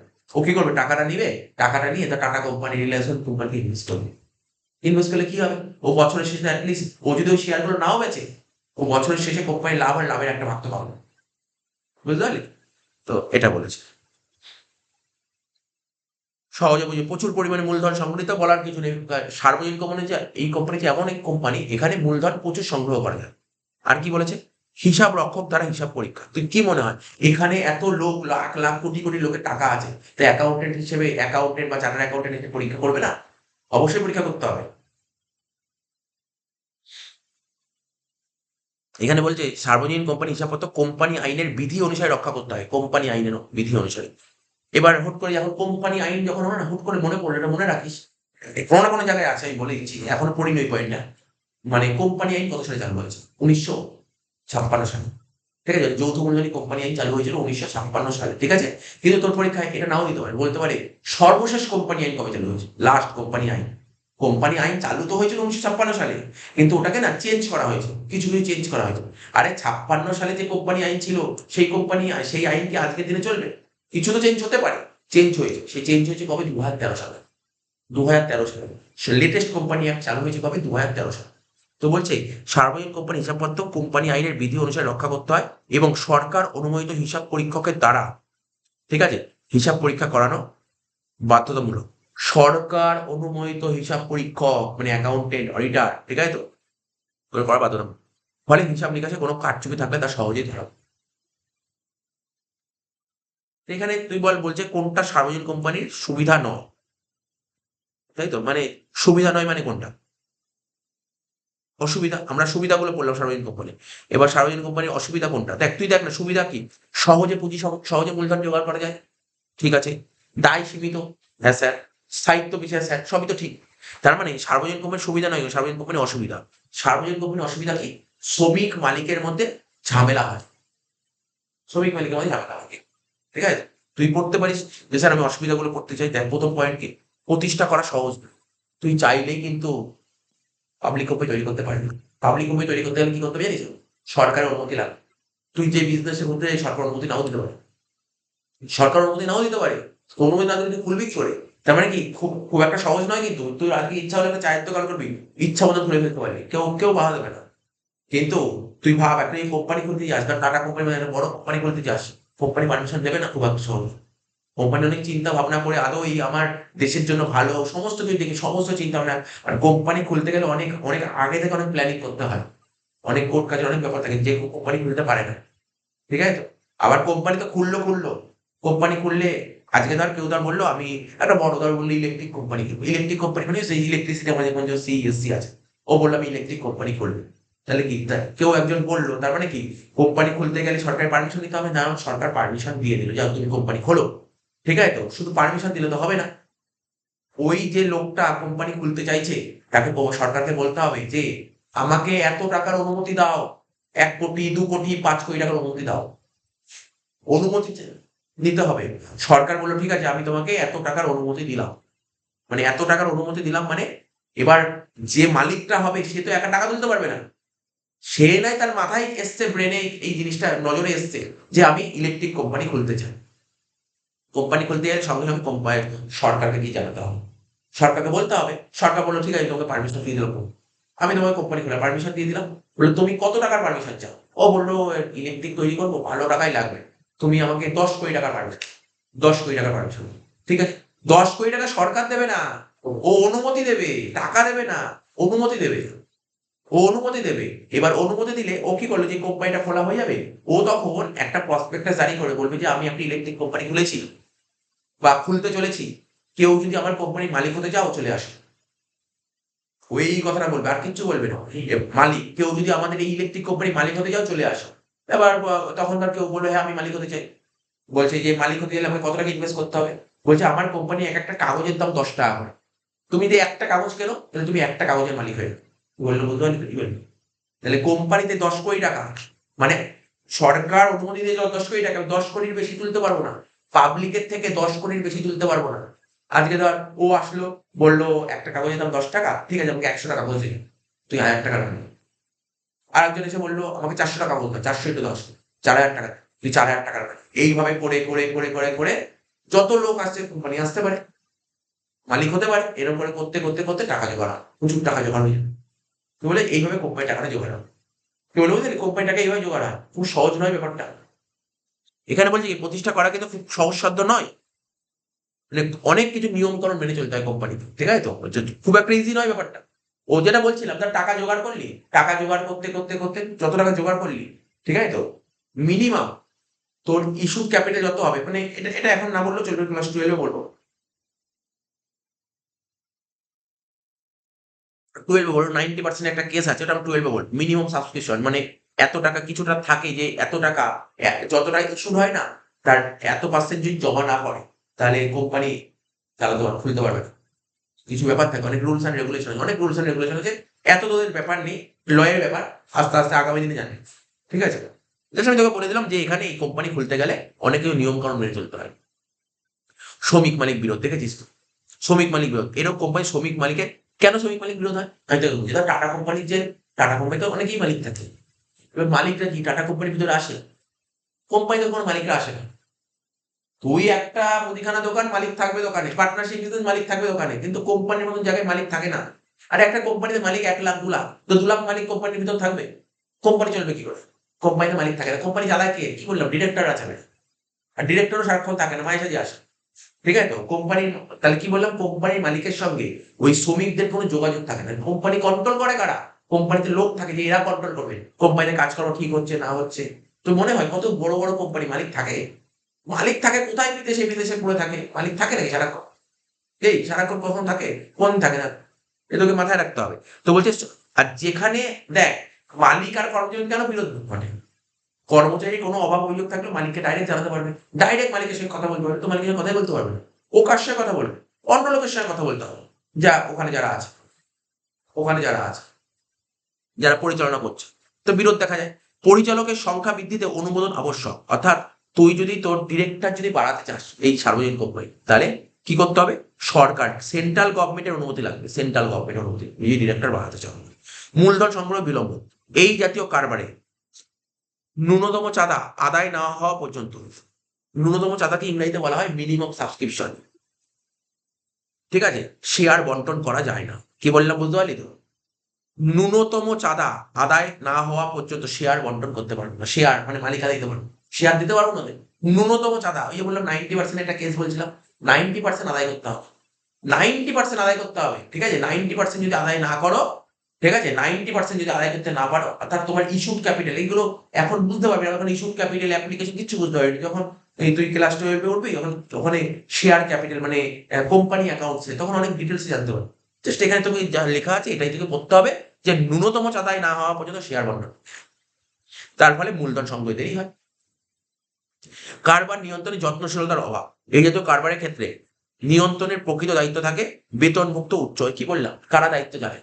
কোম্পানি কারা চালায়? কোম্পানি চালাতে দেবে কারা? কোনো একজন স্যালারি এমপ্লয়ি, ওদেরকে ওদেরকে মাইনা দেবে, ওরা কাজ করবে। ওদের কাজ কি ভাই? 10টা থেকে 5টা ডিউটি করবে, এর চেয়ে বেশি কাজ করবো না। মালিক হলে কি সারাক্ষণ কাজ করবে, দেখবে ভালো মন্দ? ও বলছে আমার স্যালারি অবধি, আমার কোম্পানির সঙ্গে লেনাদেন নাকি আমার স্যালারি। ঠিক আছে, ও কোনো বেশি কাজ করার চেষ্টা করবে না। এই জাতীয় কারবারের ক্ষেত্রে নিয়ন্ত্রণের প্রকৃত দায়িত্ব থাকে বেতনভুক্ত উচ্চপদস্থ কর্মচারীদের উপর। ফলে তারা কারবার নিয়ন্ত্রণে মালিকের মতো যত্নশীল হন না। তাহলে তুই এটা নিশ্চয়ই বুঝতে পারলি, সার্বজনীন কোম্পানির সুবিধা নয় কোনটা, মানে অসুবিধা, মানে অসুবিধা কোনটা? শ্রমিক মালিক গুলো। ঘরোয়া কোম্পানির সুবিধা নয় কোনটা? অসুবিধা। আগেই পড়ানো আছে, এটা আমি বলে দিচ্ছি। ঘরোয়া কোম্পানির সুবিধা কি কি তোকে তো পড়ালাম এইমাত্র। ঘরোয়া কোম্পানির সুবিধা কোনটা? ঘরোয়া কোম্পানি শুরু করতে দেরি হয় না। ঘরোয়া কোম্পানি কাজ শুরু করতে কোনো দেরি হয় না। আমি রেজিস্টার হয়ে গেলেই আমি শুরু করতে পারবো। মালিক আর শ্রমিকের মধ্যে কি হয়? মালিক আর শ্রমিকের মধ্যে কি ভালো সম্পর্ক থাকে এখানে ঘরোয়া কোম্পানি। আজকে ধর সাপোজ ধর আপনার একটা, আমার কোচিং সেন্টার ঘরোয়া কোম্পানি, আমি আর একজন নিয়ে নিই। তাহলে আমার কোচিংয়ে যে সমস্ত যারা কাজকর্ম করছে, পড়ানো ছাড়াও অনেক অনেক কাজকর্ম করে, তাদের সঙ্গে direct face to face contact করতে পারছি না। তা আমি, ওরা ওদের কোনো সমস্যা থাকলে আমাকে বলতে পারছে, তার কোনো সমস্যা নেই, ঝামেলা তৈরি হবে। কিন্তু পাবলিক কোম্পানি এটা সম্ভব নয়। তাহলে দুটো পয়েন্ট সুবিধা পেলি, তারপর প্রয়োজনীয় মূলধন সংগ্রহের সুবিধা, যতটা দরকার তুই সেই মূলধনটা পেয়ে যাবি। কিন্তু এর কি বলছে, ঘরোয়া কোম্পানির সুবিধা নয় কোন, মানে অসুবিধা, তার শেয়ার অবাধ হস্তান্তরযোগ্য নয়।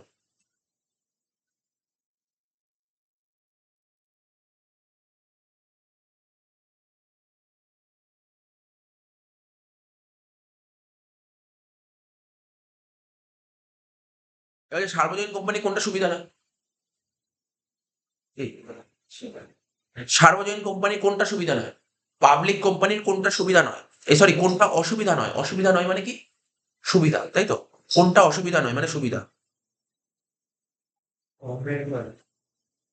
হ্যাঁ বল।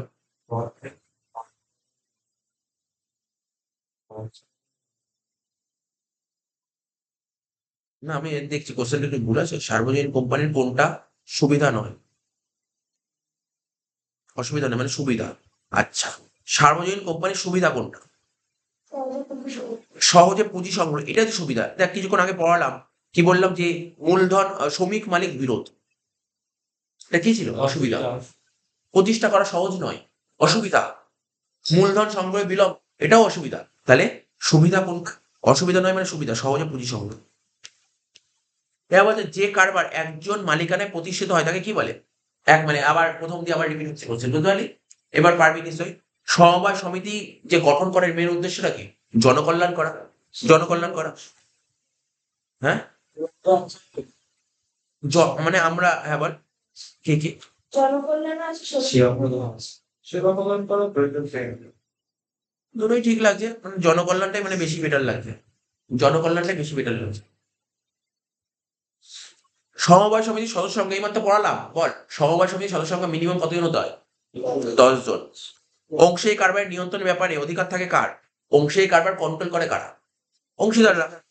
অংশীদারি কারবারে ঋণ প্রদান করলে প্রাপ্য সুদের হার কত? এই দেখছো আমি ভুলে গেছি। পার্টনারশিপ বিরোধী লোন দেওয়া হয় না, তো লোনের উপর এ তো যতদিন পড়াশোনা করবি এটা মাথায় রাখবি, লোনের উপর কত পার্সেন্ট ইন্টারেস্ট হয় জানিস? 6%।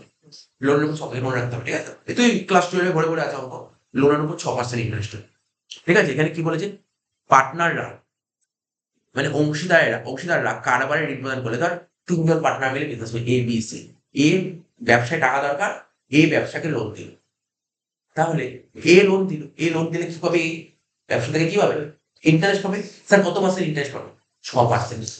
এটা অংশীদারি আইনেই বলা আছে, আইনে বলা হয় 6%, ঠিক আছে? অন্য কোনো পার্সেন্ট তো কামড়ানোর জন্য অনেক কিছু দেবে, অনেক কিছু দিতে পারে, বাট 6%, এটা পুরো মাথায় রাখতে হবে, এটা কখনো বলার জিনিস না।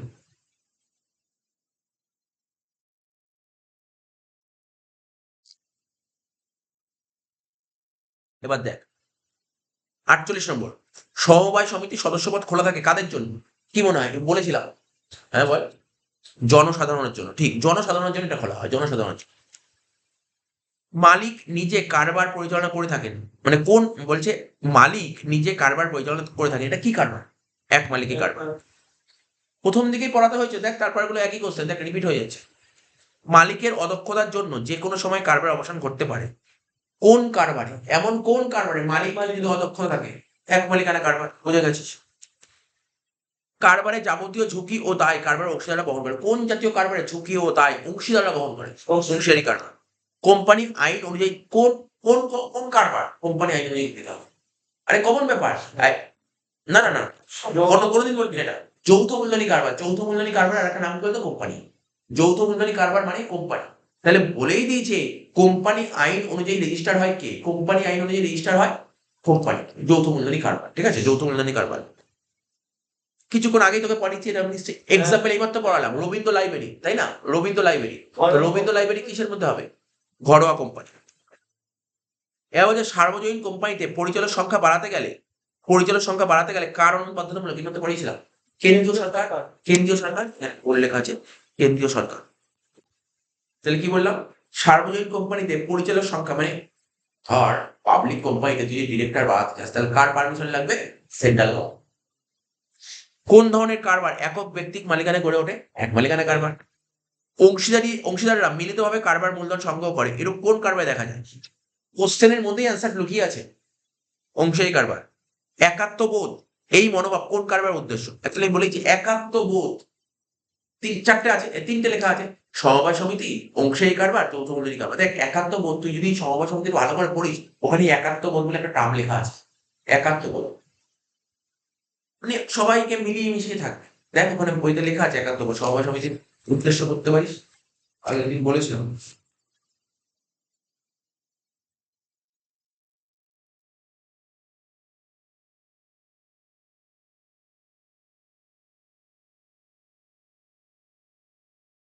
সমবায় সমিতি মানে কি বলতো? সমবায় সমিতি হচ্ছে মিলন, ঠিক আছে? তারপর হচ্ছে একতাই বল, তারপর হচ্ছে সকলের সমান অধিকার, তারপর স্বাবলম্বনই সর্বশ্রেষ্ঠ অবলম্বন, অধিক মুনাফা অপেক্ষা সেবাই শ্রেয়, অর্থাৎ এক কথায় সহযোগিতা। এইগুলো হচ্ছে তোর কি বললো সমবায় সমিতির উদ্দেশ্য ছিল, ঠিক আছে? তাহলে এখানে কি হচ্ছে বলতো? একাত্মবোধ যে টার্মটা এসছে না, এই একাত্মবোধ হচ্ছে সমবায় সমিতি, মানে সমবায় সমিতির উদ্দেশ্য একাত্মবোধ।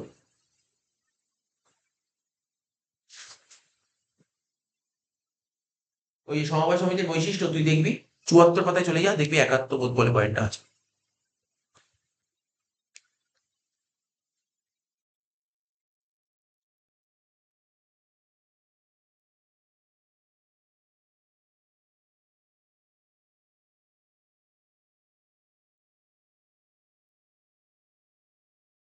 চুয়াত্তর পাতা 3 নম্বর পয়েন্ট, দেখিস তো, একাত্মবোধ। এখানে সকলেই সমস্বার্থ বিশিষ্ট, সবার স্বার্থ সমান, প্রত্যেকেই সকলের তরে এবং সকলেই প্রত্যেকের তরে, এই মনোভাব। প্রত্যেকেই সকলের তরে আর সকলেই প্রত্যেকের তরে, ঠিক আছে? এই মনোভাবই হচ্ছে সমিতির প্রধান উদ্দেশ্য। এবার যে কারবারি প্রতিষ্ঠানে প্রতিষ্ঠার খরচ কম, যে কারবারি প্রতিষ্ঠানে প্রতিষ্ঠানের খরচা কম ও পদ্ধতিও সরল। এটা সিম্পল জিনিস। আজকে তুই একটা চায়ের দোকান খুলবি, প্রতিষ্ঠা করতে দেখ, তুই যদি মনে হয় চায়ের দোকান খুলবি, সাপোজ একটা এক্সাম্পল দিলাম, তুই আজকে বাড়ি দিয়ে নর্মালি একটা কিছু সেরকম কোনো ইনভেস্টমেন্টও দরকার নেই, হয়ে যাবে। তার মানে কি হচ্ছে, আমি তোকে এই উদাহরণটা এই জন্য দিলাম, এমন কোন কারবারের পদ্ধতিটা সরল হবে, কোন কারবারে খরচাটাও কম হবে, কমন ব্যাপার, এক মালিকানা কারবার, তাই না? তা বলছে মালিকদের দায়ের দিক বিচার করে কোন কারবারি প্রতিষ্ঠানের রূপরেখা নির্বাচন করা উচিত। মানে খুব ভালো কোশ্চেন দিয়েছে। মালিকদের দায়, মালিক যে কোম্পানি, মানে কোম্পানি কি বলছি, যারা যে বিজনেস করবে সেই বিজনেসে যারা মালিক থাকবে না, তাদের দায়ের দিক থেকে বিচার করে কোনো কারবারি প্রতিষ্ঠানের রূপরেখা নির্বাচন করা উচিত। এটার অ্যান্সার হবে, এর অ্যান্সার কি হবে জানিস তো? এর অ্যান্সার হবে যৌথ মূলধনী কার্ড, মানে কোম্পানি। মালিকদের দায়ের দিক থেকে যদি বিচার করি, তাহলে কারবারি প্রতিষ্ঠানের রূপরেখা ঠিক করা উচিত যৌথ মূলধনী কারবার, ঠিক আছে? বলছে প্রতিষ্ঠানের ধারাবাহিকতার দিকটি লক্ষ্য রেখে যে কারবারি সংগঠনের রূপরেখা নির্ধারণ করা হয়। প্রতিষ্ঠানের ধারাবাহিকতা মানে তুই যে ব্যবসাটা খুলতে চাইছিস, তার যে ধারাবাহিকতা, কতদিন ব্যবসাটাকে টিকবে, ঠিক আছে, সেটা দিকটি লক্ষ্য রেখে যে কারবারি সংগঠনের রূপরেখা ঠিক করা উচিত। দেখ, যৌথ মূলধনী কারবার হলে তার ধারাবাহিকতা একরকম হবে, সমবায় সমিতি ধারাবাহিকতা একরকম হবে, আবার যৌথ হিন্দু পরিবার সব কটাই হবে এটা। বলছে প্রতিষ্ঠানের ধারাবাহিকতার দিকটা লক্ষ্য রেখে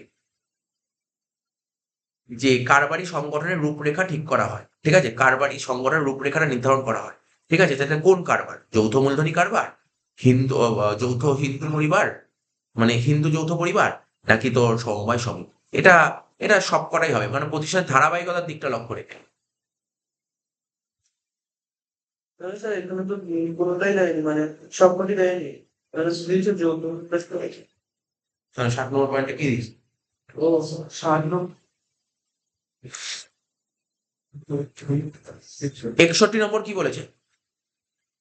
বলছে দক্ষ ব্যবস্থাপনার দিক থেকে বিচার করলে যে ধরনের প্রতিষ্ঠানকে কারবারি রূপে নির্বাচন করা উচিত। দক্ষ ব্যবস্থাপনার দিক থেকে মানে ম্যানেজমেন্টটা খুব এফিসিয়েন্ট হবে, দক্ষ হবে, এক্সপিরিয়েন্স হবে, সেই দিক থেকে বিচার করলে যে ধরনের প্রতিষ্ঠানকে কারবারি রূপে বিবেচনা করা উচিত। তো দক্ষ ব্যবস্থাপনা কোথায় থাকে? যৌথ মূলধনী কারবার। নিয়ন্ত্রণ ক্ষমতা যদি মালিকের থেকে পৃথক করা যায়, নিয়ন্ত্রণ ক্ষমতা যদি মালিকের থেকে পৃথক করা যায়, তাহলে কোন ধরনের কারবার প্রতিষ্ঠা করা উচিত? এটা একটু দেখতে হবে, এই পয়েন্টটা পড়েছিলাম কিন্তু তাহলে একটু।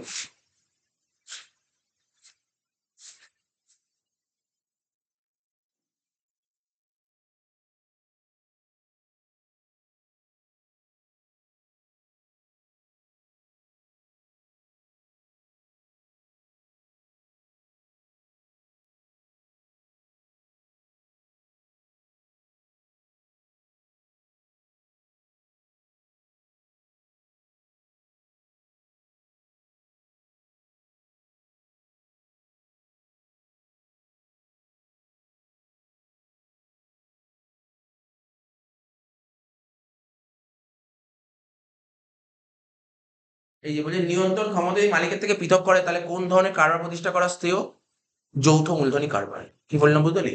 নিয়ন্ত্রণ ক্ষমতা যদি মালিকের থেকে পৃথক করা যায়, তাহলে কোন কারবার তৈরি করাটা শ্রেয়? যৌথ মূলধনী কারবার।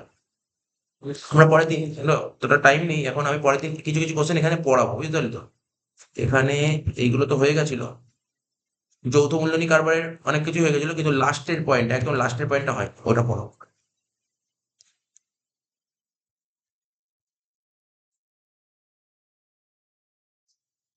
এই যে এই যে আমি তো রূপরেখা বলছিলাম না, choice of form of business organisation, এটা পরের ক্লাসে পড়ে। কারবার সংগঠনের রূপরেখা নির্বাচন, ঠিক আছে, এটা পরে একটা ক্লাসে পড়াবো, এটা পড়াবো এই কোশ্চেনটা পড়াবো, কারণ এই যে এখানে যে কোশ্চেন গুলো পেরি না, যে কিছু কিছু এখান দিয়ে ছিল কোশ্চেন গুলো, এটা আমি পড়াবো, এটা আমি পরে একদিন পড়াবো। তাহলে এটা হলো তো, আজকে 70 পড়িয়ে দিই। বলছে কারবারের প্রকৃতি যদি সরাসরি সম্ভবকারীদের সঙ্গে যোগাযোগ, ওই তো যৌথ মূলধনী কারবার বললাম, নিয়ন্ত্রণ ক্ষমতা যদি মালিকের থেকে পৃথক করে, তাহলে কোন ধরনের কারবার প্রতিষ্ঠা করা উচিত? যৌথ মূলধনী কারবার। কারবারের প্রকৃতি যদি সরাসরি সম্ভবকারীদের সঙ্গে যোগাযোগ নির্ভরশীল হয়, তবে কোন ধরনের কারবার নির্বাচন করা উচিত? দেখ, তুই যে বিজনেস করি তার নেচার যদি সরাসরি সম্ভবকারী মানে ভোগকারী, আজকে আমি একটা দোকান খুলেছি, যেখানে আমি সরাসরি কার সঙ্গে যোগাযোগ করতে পারবো, দোকানে কাস্টমার তার সঙ্গে যোগাযোগ করতে পারবো, তাহলে কোন ধরনের কারবার নির্বাচন? এক মালিকানা কারবার। এক মালিকানা কারবারের উদ্যোক্তাকে মালিক নিজে। অংশী কারবারের কতজন সদস্য কারবার মালিক হতে পারেন? অংশী কারবারের কতজন সদস্য মালিক হতে পারেন? কতজন সদস্য না, তুই কোশ্চেনটা পড়তে পারিস, যারা ভালো করে বুঝবি। পার্টনারশিপ বিজনেসে মিনিমাম দুজন, তো ম্যাক্সিমাম কতজন ছিল? ব্যাংকিং বিজনেসে 10 জন, আর অব্যাংকিং বিজনেসে 20 জন। তাহলে এখানে কি লেখা আছে? দুজন সদস্য হতে পারে, পরে বলছি, ঠিক আছে, 2 জন সদস্য ছিল, তারপর 5 জন সদস্য ছিল, 10 জন সদস্য ছিল, সব সদস্য। ভাই অংশীদারি কারবারে কতজন সদস্য কারবার মালিক হতে পারে? ওই যে ব্যবসাটা করছিস ওখানে যতজন সদস্য থাকবে সবাই মালিক হতে পারে। বুঝিস সে কি বললাম? আজকে তুই ব্যবসা আরম্ভ করে পার্টনারশিপ বিজনেস, ধর এখানে 15 জন মালিক আছে, তো 15 জনই তো মালিক হতে পারবে, 15 জন সদস্য হবে, যতজন সদস্য থাকে ততজন। কি বললে বুঝতে পারলি? কেননা পার্টনারশিপ বিজনেস কত হয়? 2 থেকে 20 হয়, 2 থেকে 20 হয়, যদি 20 জন থাকে 20 জনই মালিক। তো এটা বলতে হবে 2 জন মানে মিনিমাম। তোকে বলেনি যে, তোকে যদি বলতো অবশ্যই কারবারে সর্বনিম্ন কতজন মালিক হতে পারে, তখন বলতে 2। যদি বলে সর্বোচ্চ কতজন মালিক হতে পারে, ব্যাংকিং হলে 10 জন, অব্যাংকিং হলে 20 জন। এরকম কোশ্চেন জানতে চাই। ও তোকে বলেছে অংশীদারি কারবারে কতজন সদস্য কারবারের মালিক হতে পারে, কতজন সদস্য? এটা 2 জন হতে পারে মালিক, 5 জন হতে পারে, 10 জন হতে পারে, আবার সব সদস্য। এটাই তো বেশি অ্যান্সার, ভালো অ্যান্সার না। এখন যদি বলি 2 জন, কেন 5 জন হতে পারে না, 10 জন হতে পারে, সব সদস্য মানে যতজন বিজনেস, যত সদস্য সবাই মালিক। সমবায় সমিতিতে পরিচালক একসঙ্গে কত বছর ওই পদে বহাল থাকে? 3 বছর বলেছিলাম কিন্তু। সমবায় সমিতিতে যে ডিরেক্টর থাকে না, সে কত বছর থাকতে পারে ওই পদে? 3 বছর। তারা বলেছে যৌথ মূলধনী কোম্পানিতে শেয়ার হোল্ডারদের জন্য বিধিবদ্ধ সভা মানে ওদের একটা মিটিং হয়, বিধিবদ্ধ শেয়ার হোল্ডার মিটিং, একটা কম্পালসারি একটা মিটিং করতে হয় কার্য শুরুর কতদিন আগে। এটা একটা লয়ের ভাষা, এটা পুরো ডিটেল। খুব ভালো কোশ্চেনটা। মানে কোম্পানিতে যে শেয়ার হোল্ডাররা থাকে না, কোম্পানি যারা শেয়ার কেনে তাদেরকে বলে শেয়ার হোল্ডার, ঠিক আছে? তো শেয়ার হোল্ডারদের জন্য একটা মিটিং ডাকতে হয়, বিধিবদ্ধ সভা করতে হয়, বিধিবদ্ধ সভা, ঠিক আছে? বিধিবদ্ধ সভা মানে যে একটা মিটিং হবে না, মিটিং হলে কি, আজকে ধর কোনো একটা মিটিং হলো, তার মিটিং হলে আগে জানাতে হবে তো। বা কারোর বাড়িতে একটা অনুষ্ঠান হলো, তো অনুষ্ঠান হলে তাকে আগে তো নিমন্ত্রণ করে জানাতে হবে যে এই বাড়িতে এই দিন অনুষ্ঠান আছে। তেমনি কোম্পানিতে যখন মিটিং হয় না, তো মিটিং হলে না কোম্পানির মালিককে বলা হয় শেয়ার হোল্ডার। শেয়ার হোল্ডারদের আগে থেকে জানাতে হবে যে মিটিং আছে, তোমরা আসো। জানাতে হবে কতদিন আগে, জানাতে কতদিন, সেটা বলছে কতদিন আগে। বলছে বিধিবদ্ধ সবার কার্য শুরুর, ঠিক আছে, কত দিনের মধ্যে আহ্বান করা যায়? 1 মাসের পর, কিন্তু 6 মাসের মধ্যে, 1 মাস থেকে 6 মাসের মধ্যে।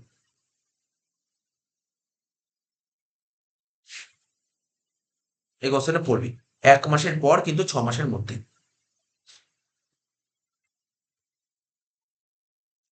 এবার যে কোম্পানি গঠনের বিভিন্ন ধাপের মধ্যে প্রথম ধাপ কোনটি?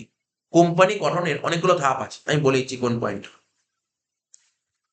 দেখো আমি বলেছি, পেজ নম্বর বলছি, খুলবি হলো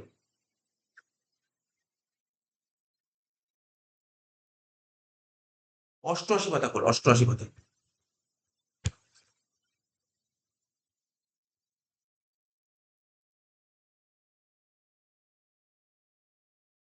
এই কি বলছে, পেয়েছিস? 16 একটা বক্স, ওই বক্সটা পড়লেই হবে, ভিতরে গুলো আজকে পড়বো না কিছু, পরে দেখবো। বলছে কারবার সংগঠন প্রবর্তনের বিভিন্ন ধাপ। কোম্পানি গঠনের প্রথম ধাপটা কি? দেখ একদম নিচে দেখ, প্রথম ধাপ কি লেখা আছে? সম্ভাবনা উদ্ভাবন। এটা হচ্ছে কোম্পানি গঠনের ধাপ। প্রথম ধাপ কি? সম্ভাবনা উদ্ভাবন। তাহলে তোকে তোকে না এত কিছু পড়তে হবে না। দেখ পরীক্ষায় নিশ্চয় তোকে কটা ধাপ আছে? দেখ 12টা ধাপ নিশ্চয়ই লিখতে দেবে না তোকে। তো কি লিখতে দিতে পারে? ও তোকে প্রথম ধাপ লিখতে দিতে পারে, ও তোকে লাস্ট ধাপ লিখতে দিতে পারে। কি বললাম বুঝতে পারি?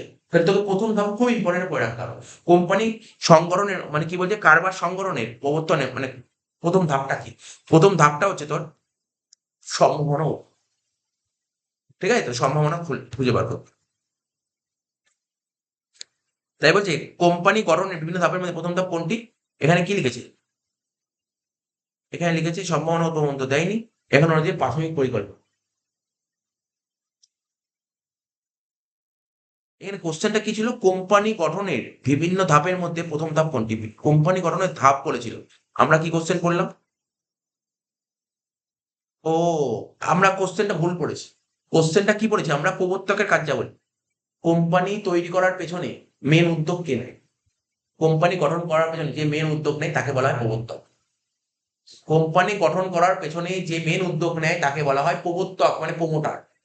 তা আমি পড়েছি প্রমোটার, প্রমোটারের কাজ পড়েছি। প্রমোটার তো জানতে যাইনি।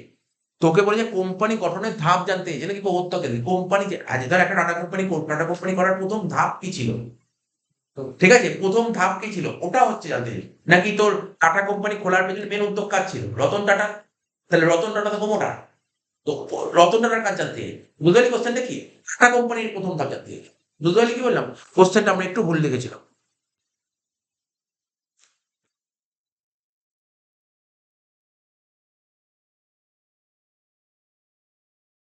এই দেখ 15, তার আগের পাতাই পেয়ে যাবি। 15তে দেখ, 15 নম্বর পয়েন্ট, 86 পাতা, পেজ নাম্বার 86। Page number 86। কি রে, কোম্পানি গঠনের প্রথম ধাপ মানে, আবার বলছি তোকে যদি কেউ বলে কোম্পানি গঠন করে কে, কোম্পানি গঠন করার পেছনে মেন উদ্যোগ কার, কে নেয়? প্রমোটার। এই যে ধর রিলায়েন্স কোম্পানি তৈরি হয়েছে, রিলায়েন্স কোম্পানি একটা কোম্পানি তৈরি হয়েছে, এই কোম্পানি তৈরি করার পেছনে মেন উদ্যোগ কার ছিল? আম্বানি। কি বুঝতে পারলি তো? আম্বানির মেন উদ্যোগ ছিল। তেমনি তোর টাটা কোম্পানি তৈরি করার পেছনে মেন উদ্যোগটা কার ছিল? রতন টাটা। মেন যে উদ্যোগ নেয় তাকে বলা হয় প্রমোটার। মেন যে উদ্যোগ নেয়, কোনো কোম্পানি গঠন করার পেছনে মেন যে উদ্যোগ নেয় তাকে বলা হয় প্রমোটার।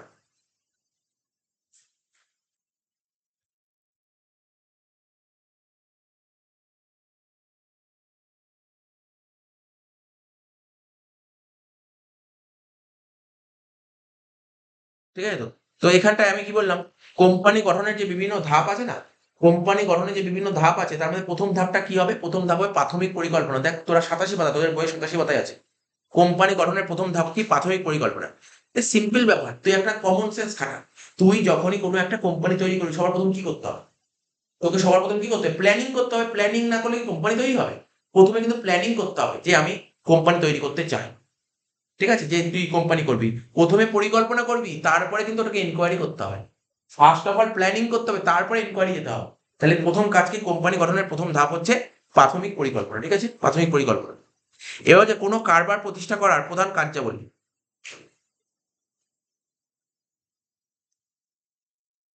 কোনো কারবার প্রতিষ্ঠা করার প্রধান কার্যাবলী কি হতে পারে? কোনো কারবার প্রতিষ্ঠা করার প্রধান কার্যাবলী হচ্ছে কারবারি কার্যকলাপ। হ্যাঁ, এটা কারবারি কার্যকলাপ। কোনো কারবার প্রতিষ্ঠা করার প্রধান কার্যাবলী হচ্ছে কারবারি কার্যকলাপ।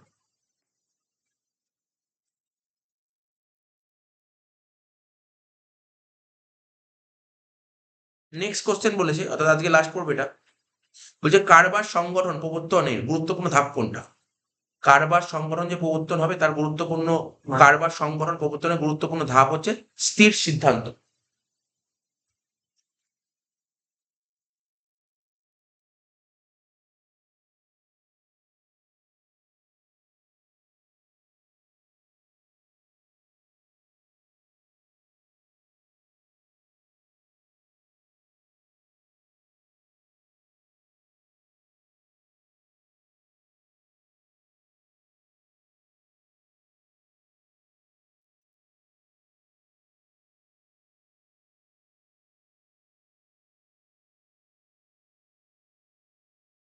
এখানে স্থির সিদ্ধান্ত বলেছিলাম না?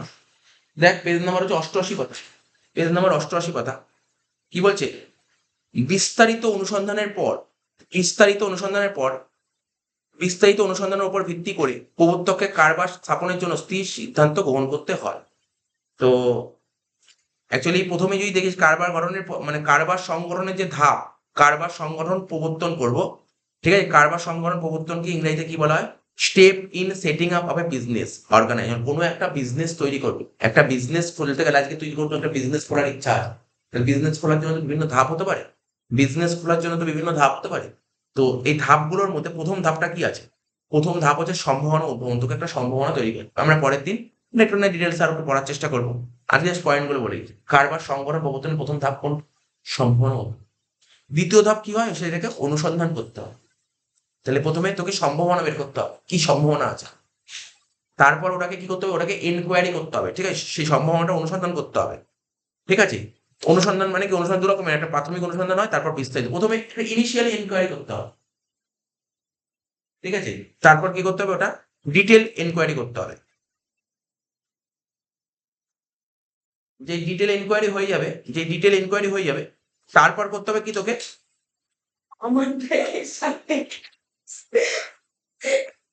চলে গেল। Yes.